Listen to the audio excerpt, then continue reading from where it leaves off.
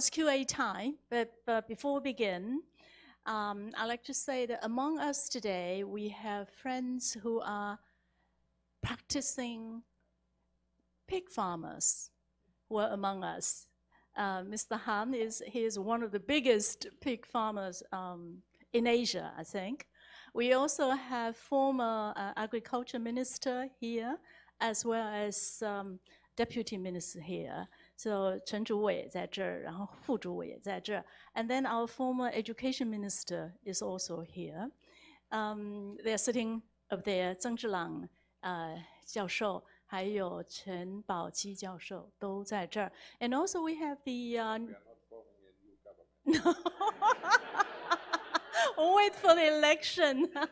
And we also have the new representative from Austria to Taiwan, Mr. Rudolph is also here. A big welcome. Dr. Fischler, I don't know what Norway grows. I think they grow a lot of berries. And in Austria, where you come from, you grow apples and pears, and we grow pineapples and mangoes and bananas. But if this trend goes on, it means that in the future, that Norway and Iceland could grow apples and pears, and Austria is going to grow bananas and mangoes and pineapples. So what's going to happen to us living in the southern belt, warm areas? What are we going to do? Well, an interesting question, but I tried to make clear in my speech that it doesn't work that way. Yeah? First of all, Norway is such a small country, and they have really poor soils and a little agricultural area, so therefore there's no risk for anybody else, whatever the Norwegians are going to do in the future. Yeah?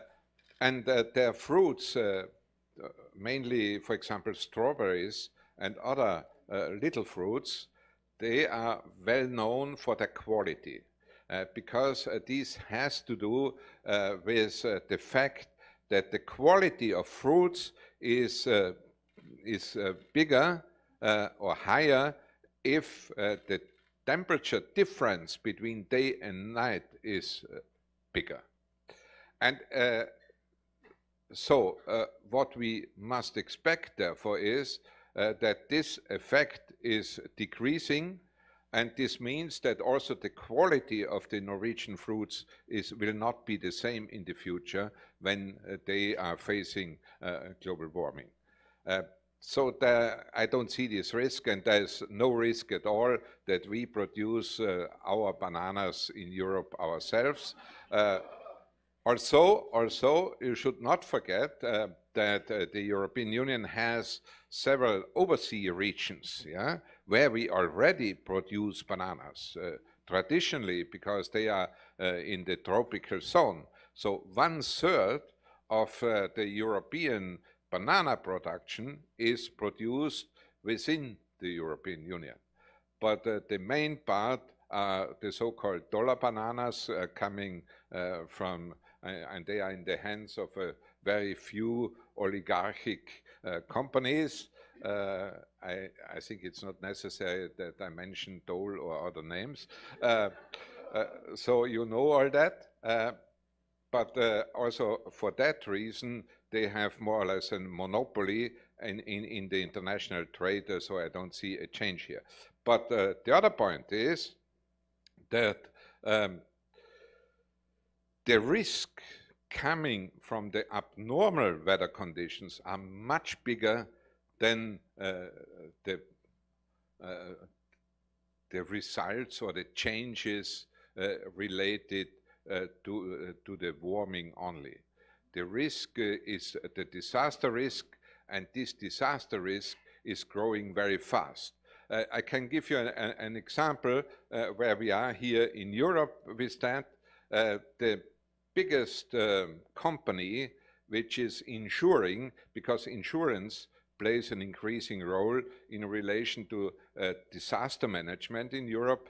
And what we are doing is that we ensure, and we give also some public support to that, the farmers, so that their risk for their income is reduced. But what we can see is that the amount of damage in the agriculture production in the last 10 years has doubled. So this is the real problem. I heard a story, and I'd like to confirm with you whether the story is true or not. There was some certain fish which used to appear at the ocean near France, between France and, for example, the UK. But the fish moved northwards towards Iceland. So they appeared in the ocean of Iceland. The Iceland is not part of EU. So the Icelandic fishermen were very happy catching these new fishes, which were not there before, but they did not have any agreement with the EU. So now the EU fishermen were very angry at them. And the Iceland said, no, we're not going to join EU, because if we join, then we have to follow your regulations. But let's catch the fish first. Is the story true? Well, it is true to some degree, but it's not totally true. First of all, fishermen in Europe are always angry. Yeah. I never met a fisherman who was not angry. Ours too, the Taiwanese fishermen too. Second, we have for certain species an agreement with Iceland. So, and third, we have also an agreement with Norway, yeah, and with all these Nordic states neighboring to the ice sea, and therefore there is not really a major problem related to that. The major problem is more that we have conflicts with Iceland about whale fishing, that we have conflicts with Iceland about fish farming. Yeah, but I would say these are manageable problems. You also have a problem with us Taiwanese with tuna fishing. Oh yeah. You also have a problem with us. Yeah, this is more in the Mediterranean and in the Atlantic. Yeah. Okay. Before I give the microphone to the audience, my final question, which gets a little bit personal. That is, as we know that things are really dramatically happening, and we have to change our personal behavior in daily life. What we eat, what we buy, what we throw away, what we consume. Okay. So, as a European, as an Austrian, as a former EU Commissioner for Agriculture, in your personal life, what has changed? What do you eat? What do you not eat? What do you stop eating? What do you sacrifice? Okay. Yeah, I fully understand what you are saying. You reach me a little bit on the wrong foot, because I'm not the best representative for neutral behavior. But what has changed? Well, it is a matter of fact that I eat much less meat than I consumed in the past, and I will further reduce that. But the cooking is in the hands of my wife. So therefore, there's an absolute guarantee that this is going to happen. Okay, when you go into a restaurant and you want to order, you desire to eat steak and beef, is there a small voice telling you, no, don't order, don't, no beef? Does that happen to you? Well, there's no flea in the ear, but it happens, yes, it happens. And I think in principle, for us Europeans, yeah, the thing is very simple, because if we look back what our traditional diet was in the past, I mean, for example, in in the household of my parents, we got once a week or possibly twice a week meat, and no meat in the other days. And I think we must come back to that level, because the opposite would be, there are studies available saying if the whole world would have the same eating behavior as an average European has at the moment, not an American, they eat even much more beef, and also the South Americans.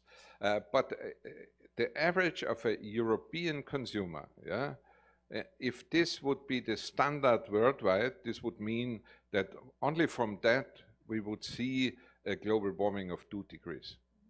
So therefore, it is really worthwhile to change the consumption behavior. I'm a proud owner of 5 chickens, and I have stopped eating chicken altogether. So that's my revolution. Yeah, and don't forget, I mean, you can eat the chicken only once, but you can consume eggs longer. Oh yes, I eat eggs, yes. Okay, so now it's fun time.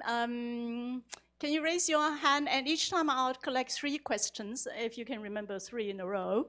So as a gentleman who's standing right in the far end in black shirt, and you, and second one, and third one, the first row, please, over there.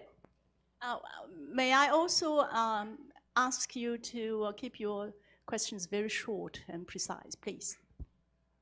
Thank you, Mr. Fischler. My question is, there's a topic recently, a couple of weeks ago on The Economist, saying that the deforestation in Brazil somehow is caused by the trade war between US and China. So somehow they need to cut down the trees in order to increase their soybean supply to China. Do you foresee or do you expect in the future that international negotiations would involve in these globalization issues to combat climate change? Thank you. Great. Over there, please. Yeah, okay.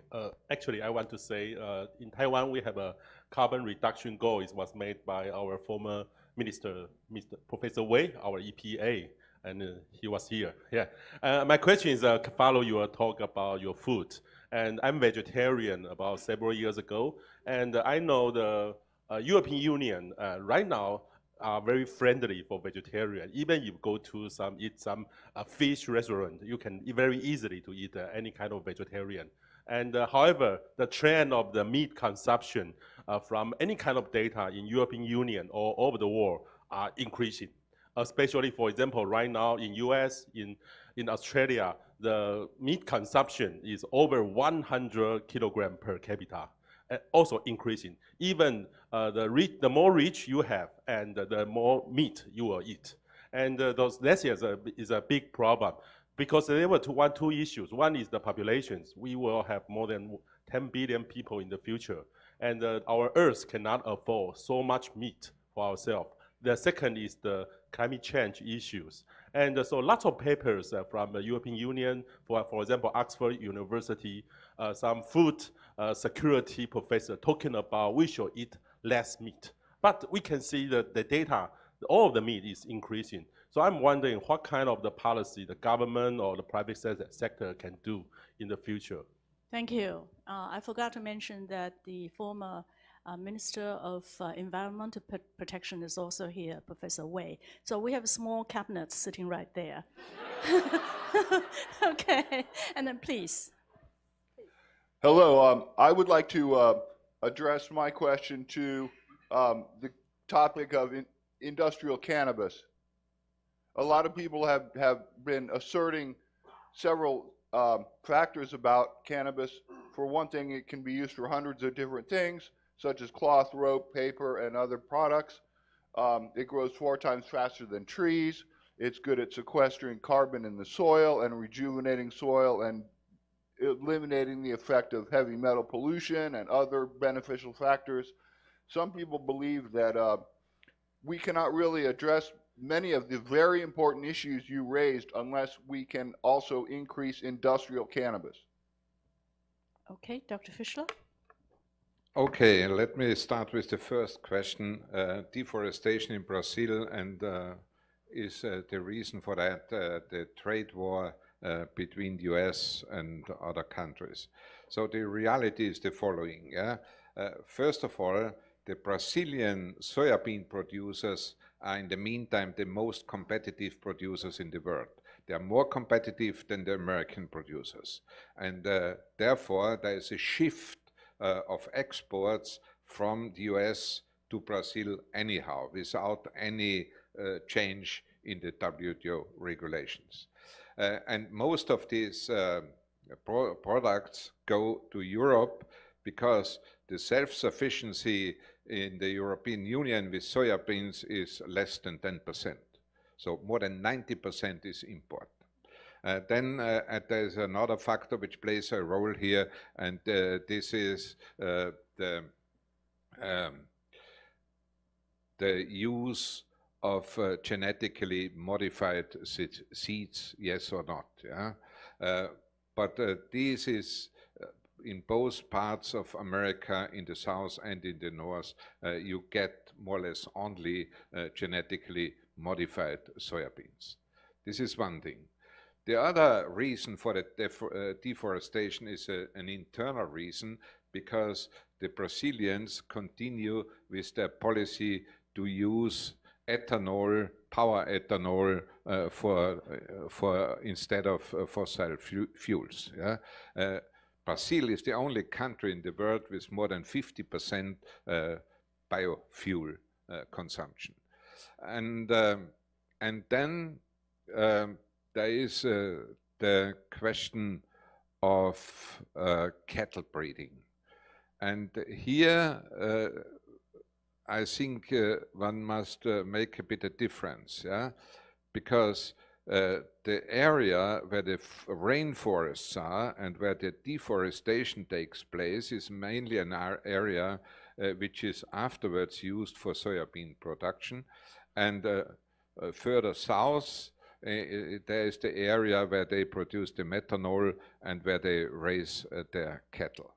But apart from all that, there is an enormous WTO impact in the whole policy, because it will be necessary, and this is for sure, we will not be able to manage a proper CO2 reduction system without introducing a border protection for those products which are violating the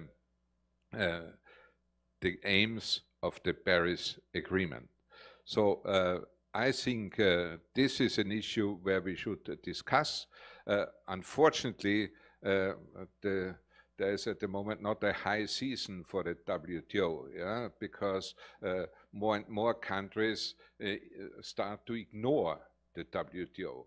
And here, I must say, this is my personal view, it would be really urgent that those countries in the world who believe in multilateralism and not only in bilateralism, and even more so, they believe in multilateralism and not in protectionism, that these countries go together and start discussions amongst them how they could change the rules.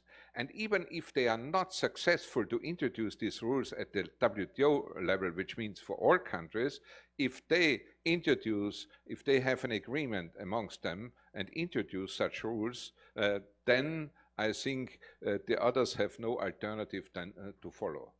There is a real lever where you can change things in the world. For example, the former Director General of the WTO, Pascal Lamy, he's an old friend of mine, and he told me 3 weeks ago that he is now going to start such an initiative under the title Greening the WTO. This I think is an important point. Then about the consumer trends in Europe and the vegetarians. So you can see at the moment 3 different trends in consumption in Europe. One is that we have an increasing number of vegetarians, especially amongst the young generation. Second is that the Europeans favor more and more regionally produced food and not international standard food. And then there's a clear trend in the direction of organic food.